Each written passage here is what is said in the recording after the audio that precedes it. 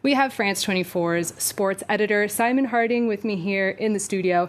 Simon, what's the latest with this story? Hi, Claire. Well, it's a transfer that just a few hours ago didn't seem like it was ever going to be possible. Cristiano Ronaldo was heavily hinted would have moved to Manchester City and Pep Guardiola's team, but after phone calls from Rio Ferdinand, from Sir Alex Ferguson himself, who was a mentor during his first stint, Ronaldo seems to have U-turned on that Manchester City deal and decided to, as we saw in the previous images, return home to the club where he made his name before going to Real Madrid 12 years ago.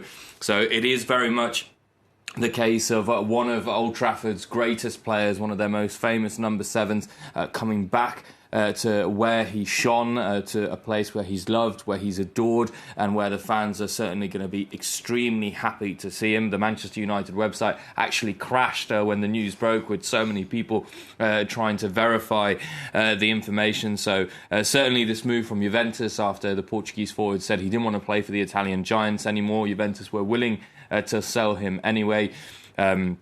So a relatively small transfer fee in the regions of 15 million euros with an extra 8 of add-ons, but it is certain that he's going to be on a very big wage, though that is still unconfirmed. And do we know why Ronaldo wanted to leave Juventus?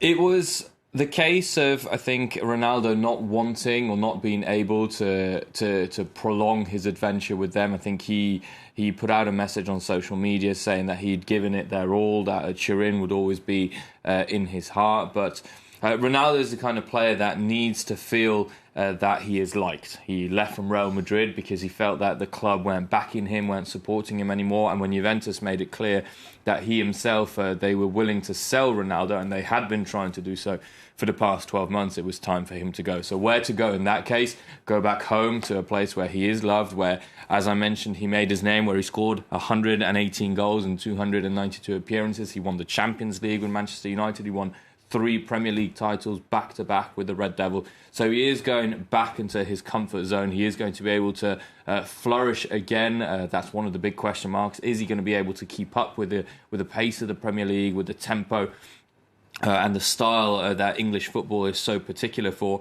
at 36 years old? It's one of the big question marks, but what's for certain is that he's going to go to a place where everyone knows him, respects him, and wants to see him shine. And what can we expect to see in terms of team chemistry with Ronaldo back at Manchester United with the other players shortly, just before we go? Well, it's one of the big questions, Claire. So to give you the short answer, it's for sure, there's a lot of attacking options with Fernandes, Sancho, Cavani, Martial, Rashford as well.